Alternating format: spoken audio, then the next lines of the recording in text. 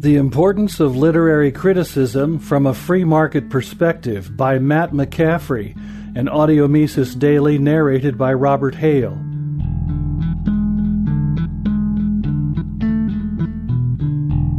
Although libertarians and Austrian economists have been interested for a long time in the relationship between art and liberty, there has been relatively little effort to develop a distinctly liberty- or market-oriented form of literary theory. Critical theory is a playground for myriad isms, but libertarianism isn't often counted among them.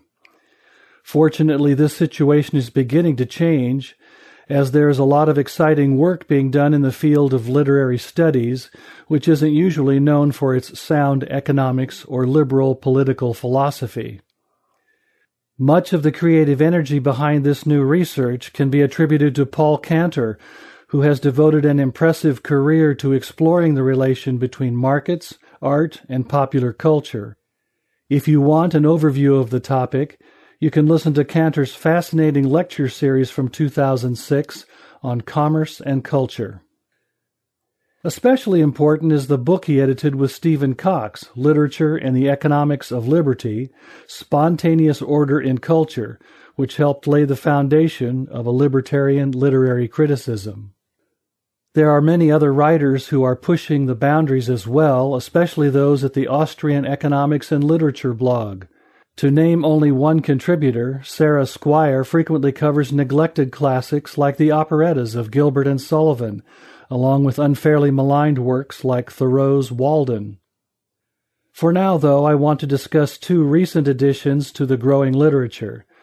The first is a new book by Alan Mendenhall, Literature and Liberty, Essays in Libertarian Literary Criticism. The book seeks to expand the work done by Cantor and others in developing a new approach to criticism.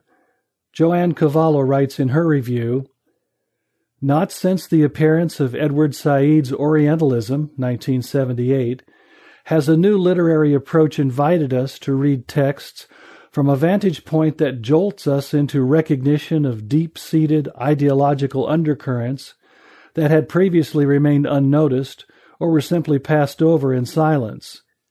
Yet whereas Said alerted readers to a literary misrepresentation of the Orient, implicitly supporting European colonialism in the early modern and modern periods, libertarian literary criticism offers a more sweeping analysis of political power structures aimed at understanding literature and society in any time period and at any point on the globe. Power relations are immensely important in literary criticism, and because of its potentially wide scope, a libertarian analysis of power can deliver more insight than many other critical theories. The hope is that if we take economics and libertarian philosophy seriously, we can build a more ambitious approach to literary analysis. Understanding how markets and states really work is a necessary and highly valuable step in interpreting not just literature in the narrow sense, but also the many texts that surround us in everyday life. Sure enough, numerous applications of libertarian critical theory are found in Mendenhall's book, which covers a variety of writings from Shakespeare's plays to Mark Twain's Adventures of Huckleberry Finn. However, in addition to academic literary criticism, we also need analysis that speaks directly to practical experience.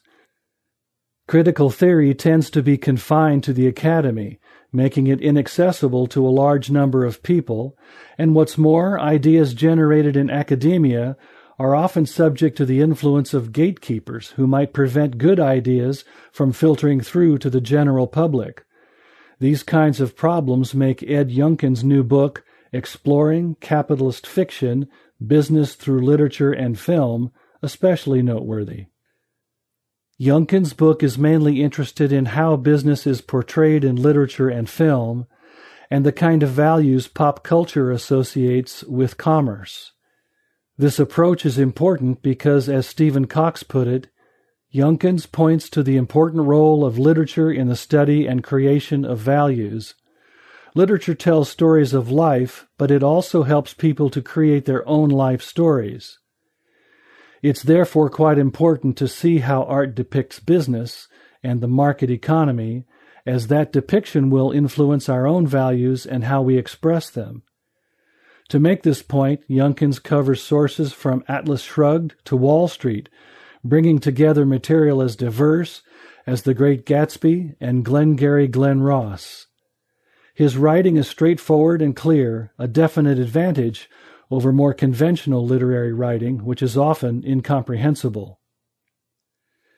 These are just a few examples of the kind of work libertarians are doing on the subject, and I'm sure that in the next few years, this kind of research will play a large role in spreading sound ideas about markets and the free society. Libertarians should welcome the flourishing of all types of literary writing, especially if we hope to win the hearts and minds of the public at large. The Mises Institute hopes you have enjoyed this audio Mises Daily. For a world of free market literature, media, and discussion, visit Mises.org.